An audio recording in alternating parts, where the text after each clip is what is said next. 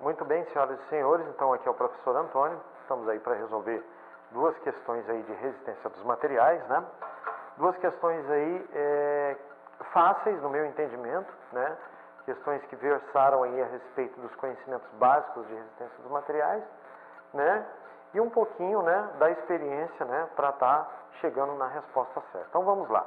A primeira questão aí, essa questão foi de uma prova que eu tirei de 2015, a questão 39, né, uma questão para o cargo de técnico manutenção júnior, né, uma questão que fala do diagrama tensão-deformação, precisamente da região elástica aí do diagrama tensão-deformação. Então vamos ler o enunciado com bastante atenção, né.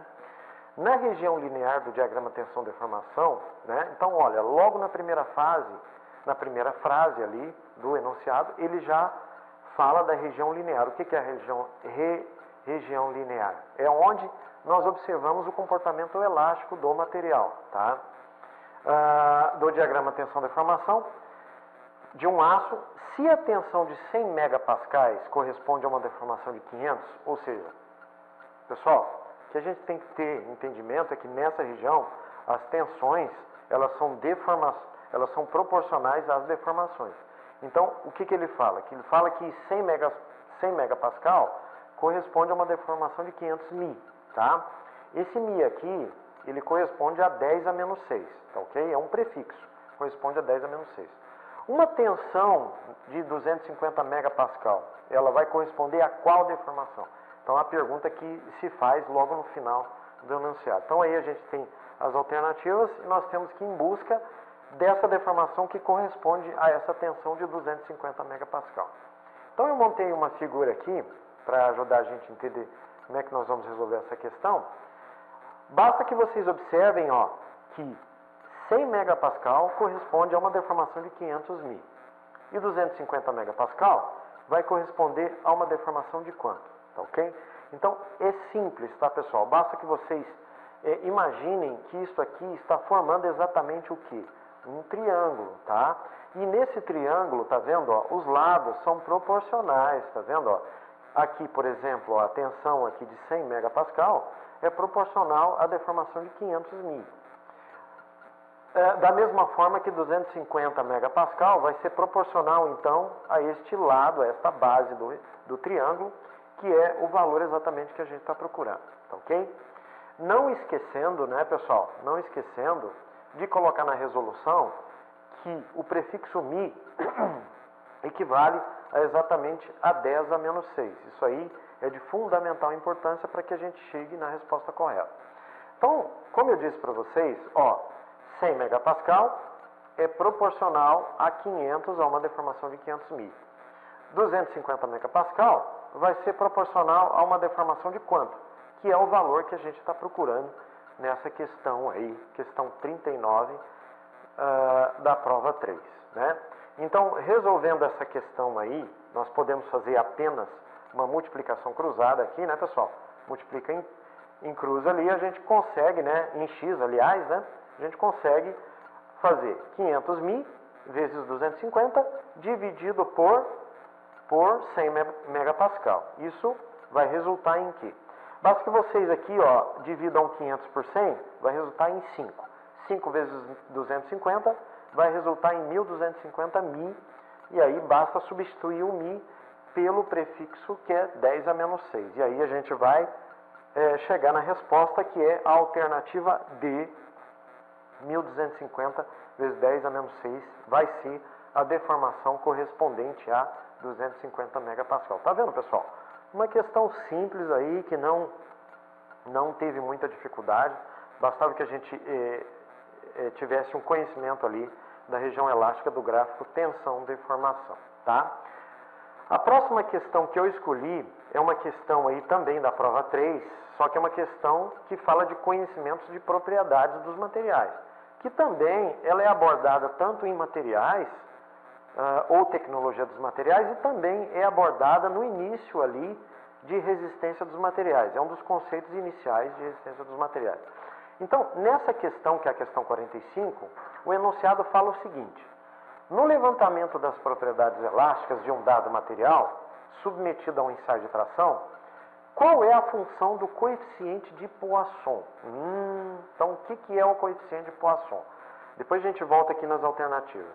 O coeficiente de Poisson, pessoal, nada mais é do que uma relação entre a deformação na direção longitudinal, né, ou seja, ao longo do eixo da peça, dividido, né, pela deformação na direção perpendicular, ou seja, na direção da seção transversal do material, né?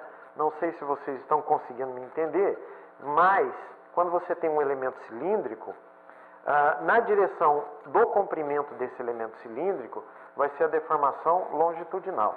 E na direção perpendicular ao comprimento desse elemento vai ser a deformação na direção perpendicular, né? Aqui, pessoal, não foi erro meu, mas o til ele não é permitido no editor de fórmulas que eu uso, então por isso que não tem o til aqui, tá? Retornando lá às alternativas, né? Deixa eu ver se eu consigo voltar aqui. Aqui. Bom, na alternativa A, para que serve o coeficiente de Poisson? Calcular a tenacidade do material? Não. Bom, pessoal, não é calcular a tenacidade do material, né? A tenacidade do material você vai calcular calculando a energia de deformação que você tem quando realiza o ensaio de tensão, né?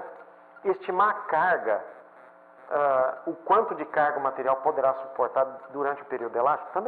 Também não é estimar a quantidade de carga que o material vai suportar no período elástico, também não.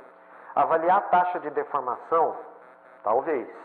Perpendicularmente à seção transversal do corpo de prova? Também não. Avaliar somente a taxa de deformação perpendicularmente à seção perpendicular à seção do corpo de prova está errado, porque perpendicular à área, né, que é a seção, né, perpendicular à área nós vamos ter a taxa de deformação longitudinal, né? Então, só isso não faz com que a gente calcule o coeficiente de Poisson. Controlar o encruamento do material? Também não, de forma alguma, nada a ver com o encruamento.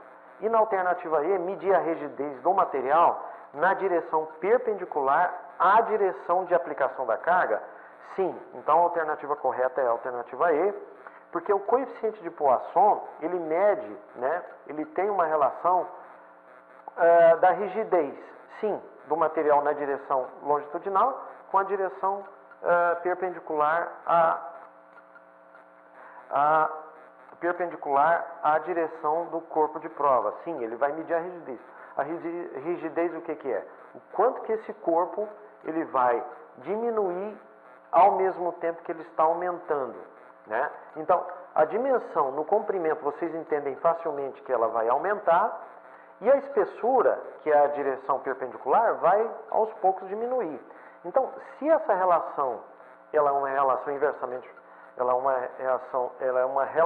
inversamente proporcional a uma outra dimensão, então nós temos aqui a explicação desse sinal negativo, porque ao mesmo tempo que você aumenta na direção do comprimento, você diminui na direção perpendicular a esse comprimento. Então, o coeficiente de Poisson ele mede o quanto esse material ele vai ter de rigidez na direção perpendicular à direção de aplicação da carga, ok? Então, a alternativa correta é a alternativa E, tá ok?